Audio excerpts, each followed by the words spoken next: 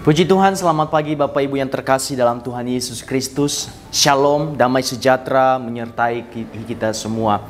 Bapak Ibu yang terkasih, pagi ini sebelum kita memulaikan aktivitas kita, mari kita diisi oleh kebenaran firman Tuhan. Saya percaya bahwa setiap orang yang mendengarkan kebenaran firman Tuhan, maka Tuhan akan selalu memberkati. Amin. Puji Tuhan. Saat ini kita masuk dalam Kisah Para Rasul pasalnya yang ketiga, ayatnya yang pertama sampai yang ketiga. Tapi kita akan fokus nanti di ayatnya yang kedua dan ketiga. Saya baca dari ayatnya yang pertama saja. Pada waktu itu dalam jemaat di Antiokhia ada beberapa nabi dan pengajar, yaitu Barnabas dan Simeon yang disebut Niger, dan Lukius orang Kirene, dan Menahem yang diasuh bersama dengan raja wilayah Herodes dan Saulus. Pada suatu hari ketika mereka beribadah kepada Tuhan dan berpuasa, berkatalah Roh Kudus, "Khususkanlah Barnabas dan Saulus bagiku untuk tugas yang telah kutentukan bagi mereka." Maka berpuasa dan berdoalah mereka, dan setelah meletakkan tangan ke atas kedua orang itu, mereka membiarkan keduanya pergi. Amin. Puji Tuhan. Bapak Ibu yang terkasih, ini adalah suatu kebenaran firman Tuhan. Bagaimana di mana orang-orang yang, atau bisa dikatakan pemimpin gereja pada mula-mula, mereka selalu mengutamakan beribadah, berpuasa, dan selalu bersekutu bersama-sama untuk mereka selalu beribadah, memuji, dan memuliakan nama Tuhan. Nah, saudaraku yang terkasih, kita akan fokus mempelajari di mana ayat yang kedua dan ketiga, di mana di sana dikatakan bagaimana dua orang yang dikhususkan oleh Tuhan, atau di mana ketika mereka beribadah, Roh Kudus berbicara untuk mereka dikhususkan dua orang itu. Siapa mereka? Yaitu Barnabas dan Saulus. Saulus atau disebut Paulus. Ini sebelum namanya diganti. Nah, saudaraku yang terkasih, saya baca sekali lagi ayatnya yang kedua.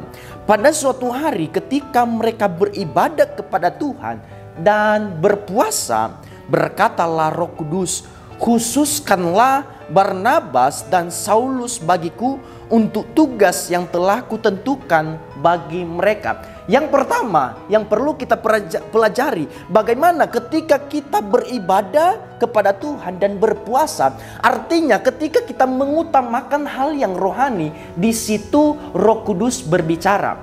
Dan ketika mereka beribadah dan berpuasa, Roh Kudus berbicara kepada mereka untuk apa? Untuk Tuhan pakai kehidupan mereka. Tuhan mau khususkan Barnabas dan Saulus untuk apa? Untuk menyampaikan kebenaran firman Tuhan. Untuk apa? Untuk Tuhan pakai memberitakan kebenaran firman Tuhan. Ada banyak kehidupan kita sebagai anak Tuhan. Ada banyak kehidupan kita sebagai orang percaya yang tidak mengerti bagaimana pentingnya kita beribadah dan bagaimana pentingnya untuk kita melakukan yang namanya berpuasa. Roh Kudus bisa bekerja, Roh Kudus bisa berbicara lewat kita beribadah dan kita berpuasa. Tidak menuntut kemungkinan kita sedang ada di mana-mana, kita bisa mendengar suara Roh Kudus. Tetapi jangan sampai kita tinggalkan ibadah, jangan sampai kita tinggalkan puasa, jangan sampai kita mengabaikan semuanya itu. Karena apa? Karena Roh Kudus bisa memakai hidup kita ketika kita mengutamakan melakukan hal-hal yang rohani. Saudaraku yang terkasih, ketika poin yang pertama, yaitu bagaimana ketika kita mengutamakan hal yang rohani, di situ Tuhan akan pakai. Di situ Roh Kudus bekerja dan memakai kehidupan kita. Bagaimana ketika kita mempunyai hubungan dengan Tuhan, bagaimana ketika kita mempunyai hubungan yang erat dengan Tuhan, membangun hubungan kita, relasi kita kepada Tuhan, dan selalu membangun hubungan kita melalui puasa, maka di situ Roh Kudus bekerja dan di situ Roh Kudus mau pakai kehidupan kita. Dimanapun kita berada, apapun bentuk hidup kita, bagaimanapun keadaan kita, kondisi kita apapun, ketika kita mengutamakan yang namanya hal-hal yang rohani atau ibadah dan juga puasa, maka di situ Roh Kudus bekerja dan di situ Roh Kudus memakai kehidupan kita. Seperti Barnabas dan Saulus, di situ mereka mendapatkan karunia bagaimana Tuhan pakai hidup mereka saat mereka beribadah dan berpuasa. Saudaraku yang terkasih, mari kita bangun ibadah kita. Mari kita semangat untuk melakukan puasa, biar Roh Kudus bisa memakai kehidupan kita, terlebih dalam pelayanan yang Tuhan percayakan dalam kehidupan kita. Dan hal yang kedua, di ayatnya yang ketiga, saya baca di ayatnya yang ketiga, maka berpuasa dan berdoalah mereka, dan setelah meletakkan tangan ke atas kedua orang itu, mereka membiarkan keduanya pergi. Saudaraku yang terkasih, sekali lagi, maka berpuasa dan berdoalah mereka. Saat mereka pemimpin-pemimpin gereja pada mula-mula, mereka melakukan puasa dan berdoa. Di situ Tuhan pakai kehidupan mereka. Dan setelah mereka meletakkan tangan atas mereka, atas kedua orang itu siapa? Yaitu Barnabas dan Saulus. Saudaraku yang terkasih, ketika kita berdoa, maka di situ Tuhan menyertai kehidupan kita. Setelah Roh Kudus berbicara, Barnabas dan Saulus dipakai oleh Tuhan sebelum mereka berangkat.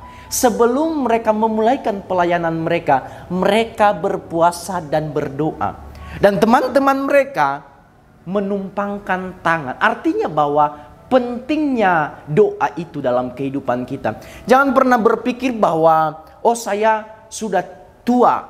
Jangan pernah berpikir, oh saya sedang tidak baik-baik saja. Jangan pernah berpikir bahwa saya sedang sakit, saya tidak bisa berdoa. Saudaraku yang terkasih, doa salah satu hal yang tidak ada alasan untuk kita menghindarinya. Kenapa? Biarpun ketika kita, sekalipun kita ada dalam kondisi sakit, kita bisa berdoa. Mungkin dalam kita sedang tidur karena kondisi kita tidak bisa duduk, maka Tuhan akan melihat kondisi kita. Tuhan mendengar setiap doa kita. Bahkan sekalipun penyakit yang kita rasakan tidak bisa berbicara, doa bisa melalui dalam hati kita. Tuhan melihat, Tuhan mendengar isi hati kita. Mungkin kita tidak bisa berbicara karena sakit, mungkin.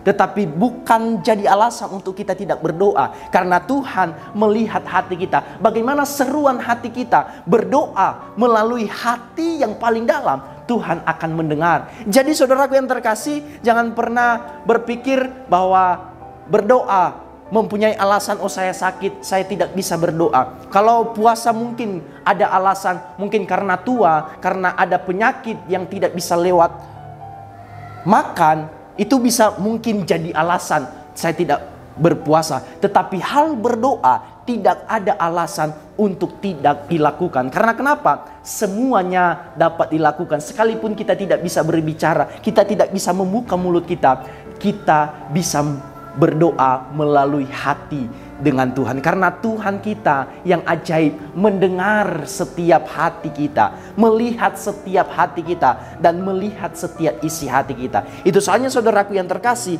mari seperti Barnabas dan Saulus, seperti mereka sebelum berangkat untuk melayani, mereka tetap berdoa. Kalau kita lihat di dalam Yeremia pasalnya yang ke-17, ayatnya yang ke-7 berkata, diberkatilah orang yang mengandalkan Tuhan, yang menaruh harapannya pada Tuhan. Mari, mungkin kehidupan kita, apapun aktivitas kita, pekerjaan kita, bahkan pelayanan kita yang Tuhan percayakan dalam kehidupan kita, mari sebelum kita berangkat, sebelum kita melakukannya, memulainya, mungkin usaha kita, mari mulai di dalam doa. Mulaikan usaha kita di dalam doa. Dan percaya bahwa ketika kita memulai di dalam doa, ada mujizat, ada penyertaan yang sempurna yang akan Tuhan kerjakan dalam kehidupan saya dan saudara. Itu saatnya mari kehidupan kita menjadi orang percaya, menjadi orang-orang yang selalu melakukan kebenaran firman Tuhan. Mari kehidupan kita sebelum kita berangkat, sebelum kita melakukan